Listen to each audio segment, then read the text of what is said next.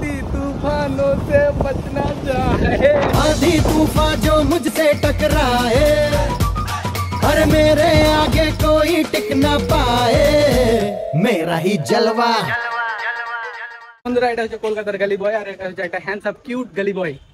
রাত 11:30 বাজে, এখন এখান থেকে যাচ্ছি শিয়ালদা। বন্ধুরা এখন রাত 12টা বাজে, 12টার সময় এখন আমি শিয়ালদা স্টেশনে ঢুকছি। এখন আমি শিয়ালদাতে বাস ধরলাম। এখন রাত 12টা বাজে, এখন শিয়ালদা থেকে হাওড়া যাচ্ছি। তো ওয়েট করার কিছুক্ষণ, দেখতে পাবে কেন যাচ্ছি এত রাতে হাওড়া।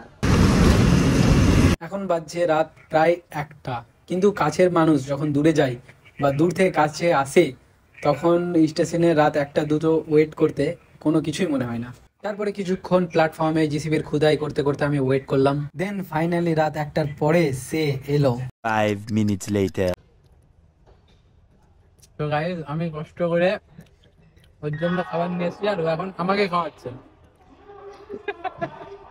তারপরে আমরা হাওড়া স্টেশনে অসাধারণ গাছগুলো দেখতে দেখতে নিউ প্ল্যাটফর্ম থেকে ওল্ড প্ল্যাটফর্মের দিকে গেলাম এবং ওয়েটিং রুমে আমরা রেস্ট করলাম এবং রাত্রের হাওড়া ব্রিজের সে অসাধারণ নাজারা আমরা ফিল করলাম, মজা নিলাম। এবং রাত যখন 3টা 3:30 বাজে আমি বাইরেটা দেখলাম, তো দেখছি এখন অনেক লোক, কেউ বসে আছে, দাঁড়িয়ে আছে, মানে সব যাতায়াত করছে। এবং আমি টুক করে 4:30 নাগাদ সেহরিটা সেরে ফেললাম।